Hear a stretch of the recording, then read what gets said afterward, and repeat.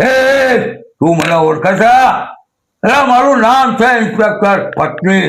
અને એ ઘર ભરા તો ચકાડી દઉં છું પત્ની. અરે તું તો કયા ખાતરનો ગાજર મૂળો છે? એટલે કાપી નાખી આવા ડાયલોગો. અરે જેલ છૂટી, કભી તેરી માँ બીમાર है, कभी तेरा बाप बीमार है. આજે હું ફિલ્મ આર્ટિસ્ટ છું, એક્ટર છું, તમારી સમક્ષ કામ કરું છું. નમસ્કાર મિત્રો, સ્ટેટ ન્યૂઝ ગુજરાતમાં આપનું સ્વાગત છે.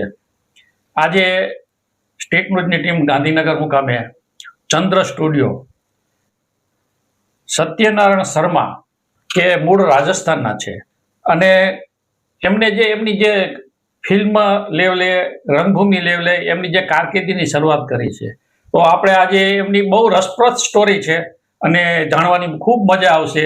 રંગભૂમિ લેવલે જે કારકિર્દીની શરૂઆત થઈ એના વિશે શું કહેશો? આમાં કેવું છે ભટ્ટભાઈ કે હું જ્યારે ભણતો હતો ધોરણ 10માં, એટલે અમારા પ્રિન્સિપલ સાહેબના સંચાલક R.S. વર્મા સાહેબ હતા. એમણે 8-10 ફિલ્મો હિન્દી લખી, બહુ મોટા રાઇટર હતા. બરાબર. રાઇટરની સાથે સાથે બહુ મોટા એક્ટર હતા. એમનો એક પ્રથમ હું 10મા ધોરણમાં ભણતો ત્યારે એક નાટકનો સીન હતો. બરાબર. અમે રિહર્સલ કરી. રિહર્સલમાં અમારા સાહેબ શું કરે, अरे क्या है बोला, आज तू रोज छुट्टी मांगता है, कभी तेरी माँ बीमार, कभी तेरा बाप बीमार, तेरे को नौकरी करनी नहीं है, तू चलेगा. मैं रिहर्सलમાં જવાબ આપતો, નહીં સાહેબ मेरी माँ बीमार है, सच में बीमार.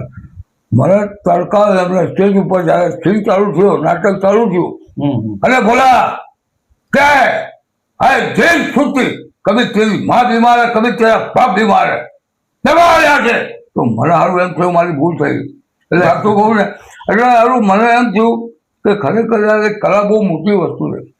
પછી મને 2-4 જણા એમ કહ્યું કે ત્યાં તમે તો રિયલમાં આર્ટિસ્ટ છો, પણ બાકી હવે ફિલ્મ ક્ષેત્રે બી જાઓ. ફિલ્મ ક્ષેત્રમાં ગયો ત્યાં મને હું ઝાડો હતો. મને આરા કેમેરામેને આમ બહાર કાઢે, એ કરી લે તો ચાલતું નહીં ચાલે. મને એમ થયું આરો કેમેરામેનને એટલી લીધું કે હું પ્રોડ્યુસરનો માણસ, અને મને કાઢી નાખ્યો. પછી મને એમ થયું કે કેમેરામેન જ બનવું છે.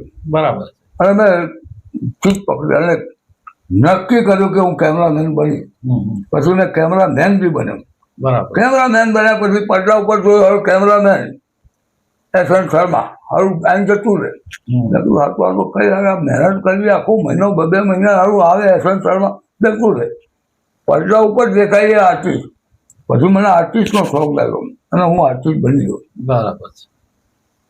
આ મારી કલા ક્ષેત્રે શરૂઆત થઈ.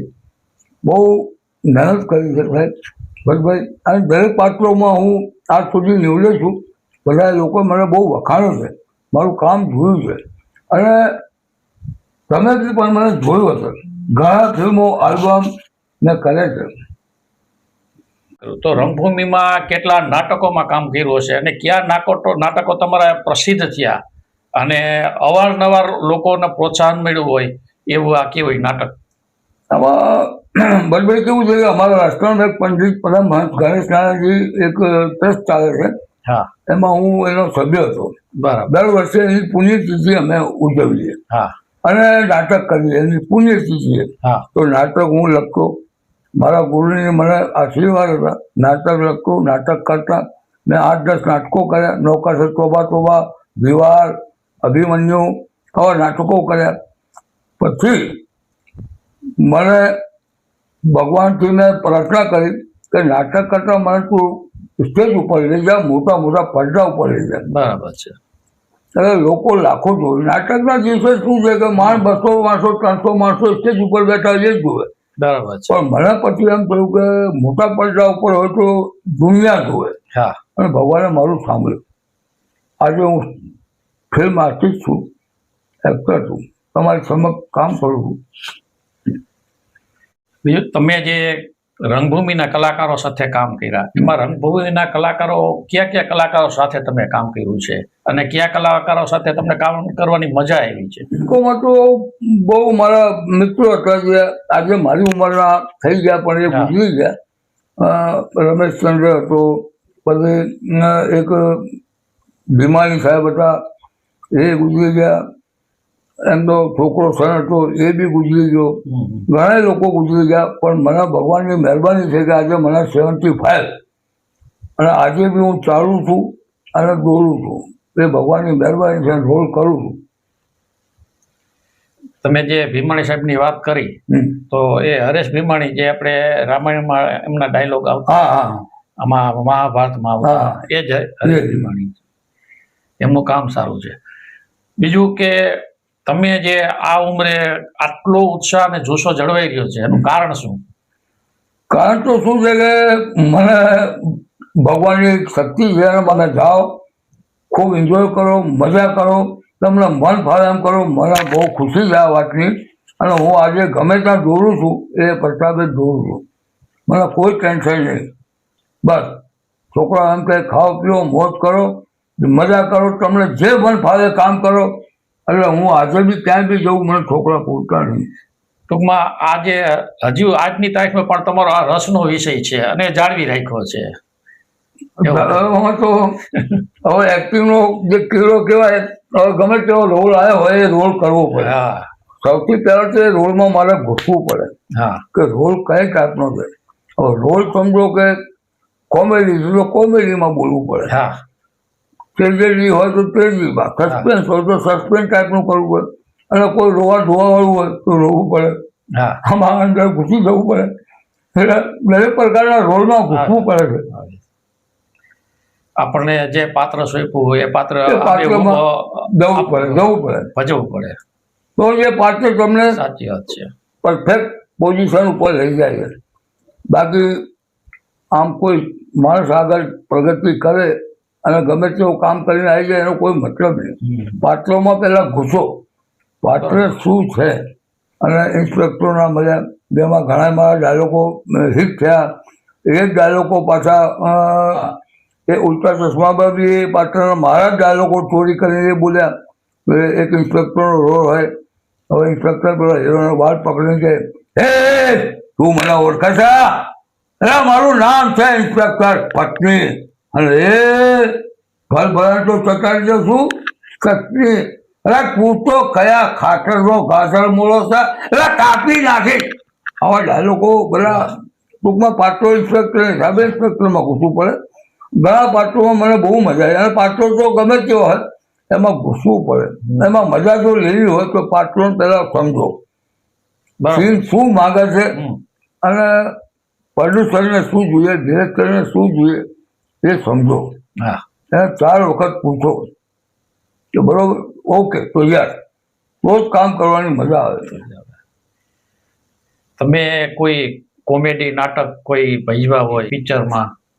પિક્ચરોમાં તો કોમેડી મેં ઓછી કરી છે, પણ નાટકોમાં કરી છે. જેમાં નોકર છે તોબા તોબા, એટલે નોકરનો રોલ મેં કર્યો છે. નોકરના રોલમાં કેવું છે કે મારે ઘરમાં દિવાલ હોય છે, એનું નામ હોય છે રાધા. હવે રાધા કેટલા વાગ્યા તો પેલો કામ કરે કે બતાવો, એવી ટાઈપની ઘડિયાળ. હવે મારો શેઠ આવે, મને પૂછે, એની મિસિસનું નામ બી રાધા. એટલે મને પૂછે રાધા ક્યાં ગઈ? એટલે એ તૂટી ગઈ હોય છે, હું બગડી ગયેલી હોય ને એટલે હું એને બાજુમાં રિપેરમાં આપી આવું. કે રાધા ક્યાં ગઈ? એટલે મને એમ લાગ્યું આને ખબર પડી ગઈ. પછી હું કહું, રાધા તો અરે બાજુના મકાનમાં ગઈ. કેમ ગઈ? હવે રિપેર થવા ગઈ, ભાંગી ગઈ. ભાંગી ગઈ? રાધા કઈ રીતે ભાંગી ગઈ? પડી ગઈ? આ બધા કોમેડી છે. ટૂંકમાં જે ડબલ મતલબના મિનિંગના શબ્દો બધા હોય એમાં પાત્રો કરવાની બહુ મજા આવે ખરેખર. ખુલીને આપણે આપણું પોતાનો અભિનય વ્યક્ત કરી શકીએ. પિક્ચરના હીરો સાથે કોઈ કામ કરવાનો મોકો મળ્યો હોય એવું ખરું? હોલિવૂડના બી કલાકારો મને તો મેં કામ કર્યું છે, જેમ કે સુનિલ શેટ્ટી, અમરીશ પુરી, આ બધા મોટા મોટા જે કલાકારો છે એ ગુજરાતીના બી મોટા મોટા કલાકારો સાથે મેં કામ કર્યું છે. અને મારો સમજ એવો રહ્યો કે ઘર જો એટલો પ્રેમ થઈ ગયો કે મારી ગાડીમાં એમને હું બેસાડું, હોટલે ઉતારું, હોટલથી લઉં, ફ્લોર ઉપર લઈ જાઉં. અને મારી જોડે એવી આમ ભાઈબંધી ગઠબંધી થઈ જાય, એક ફેરે આર્ટિસ્ટ મારી સાથે હશે એટલે એમ લાગે શર્માજી બેસ્ટ. એટલે આમ બધા ઘણા કલાકારો ટૂંકમાં ગુજરાતી બી ટોટલ સિંગર કહું તો કોઈ બાકી નહીં હોય. એવા સિંગરો, આપણા ગુજરાતી સિંગરો કોઈ એમની સાથે તમારા ગીત કોઈ જોડાયેલા હોય કોઈ? ઘણા એમાં તો 200 સિંગર આવી ગયા. જેમાં 15-20 જિગ્નેશ કવિરાજના છે, રાકેશ બારોટના છે, પછી આ પેલી લેડી સિંગર આપણે બે છે, પછી તમારા બાજુની દ્વારકા બાજુની રબારી પેલી બે બહેનો છે, ગીતાબેન રબારી. આ બધા સાથે બહુ કામ કર્યું છે અને બધા ગીતો બહુ હિટ થયા છે. એક ગીતાબેનનું તો 75 મિલિયન ઉપર બી ગયું છે. અને દાખલા રોડમાં પછી આનું બી દેવ પગલી, એની સાથે મેં 15-20 આલ્બમ કર્યા. એમાં બી બધા રોલ કલેક્ટર વિલન ટાઈપના, આ તે બાપ કા બદલા, આવા બધા બહુ આમ આલ્બમો હિટ થયા અને ખાસા ચાલ્યા. આપણે ગુજરાતી પિક્ચરના જે કલાકારો છે, ઉપેન્દ્ર ત્રિવેદી છે, અરવિંદ ત્રિવેદી છે, એમની સાથે કામ કરવાનું બહુ મજા. રમેશ મહેતા સાથે? રમેશ મહેતા તો ટૂંકમાં કહું તો મારી ગાડીમાં જાય આવે. અમારા બોરા સ્ટુડિયોમાં મેં બહુ કામ કર્યું અને રામકુમાર બોરા મને દીકરા જેવું માનતા હતા. એમનો સ્ટુડિયો બી હું જ ચલાવતો હતો. પછી તો મારા પોતાના થઈ ગયા. એમનો વેચાઈ ગયો, બધું એવું થયું. કાની વાર્તાને બિચારા આ દુનિયાથી જતા રહ્યા. પણ એમની હાજરીમાં રમેશ મહેતા, હવે મારે કેવું તો આ જોયું રમેશ મહેતાનો પિયાની દર, એટલે મારે કહે શર્મા આવી જાય. એટલે બીજું કોઈ ના લઈ જાય, મારી ગાડીમાં બેસી જાય. પછી એમને પરમિટ હતું, પરમિટથી પછી એ પરમિટ આપે બાકી લઈને આવી જાય. એટલે મારે રોજ એને લઈ જવાનું લાવવાનું એ પહેલું કામ. અને ઉપેન્દ્રભાઈ તો આપણે સ્ટુડિયો કે મને કે આપણે ઘરે બધી બહુ વખતે આવી ગયા. એમની સાથે તો મેં બહુ કામ, મા બાપને ભૂલતો નહીં. એમનું ફિલ્મ બહુ હિટ થયું. ઉપેન્દ્ર ત્રિવેદી? હા, મેન લીડમાં એ જ હતું. અને એમની તબિયત ખરાબ હતી છતાંય બી એમને હું ઘરેથી MLA ક્વાર્ટરથી લઈને જાઉં, ફ્લોર ઉપર લઈને જાઉં, પછી એમને પાછો ઉતારું અને બહુ સારો સંભવ. અને એમને બી બહુ આમ પ્રેમ ભાવ. એટલે શર્મા પડી ગયું બળી ગયું મારા, એટલે હું એમને મંગાવું. કોઈ ખર્ચામાં હું પીવું નહીં, બાકી મને પ્રેમ, હું ખવડાવું પીવડાવું બધું એવું. તો મારા બધા કલાકારો આર્ટિસ્ટ જોડે ઘર જેવો સંબંધ રહ્યો છે. બરાબર છે. મોટા કલાકારો આવી ગયા મારી લાઈફમાં.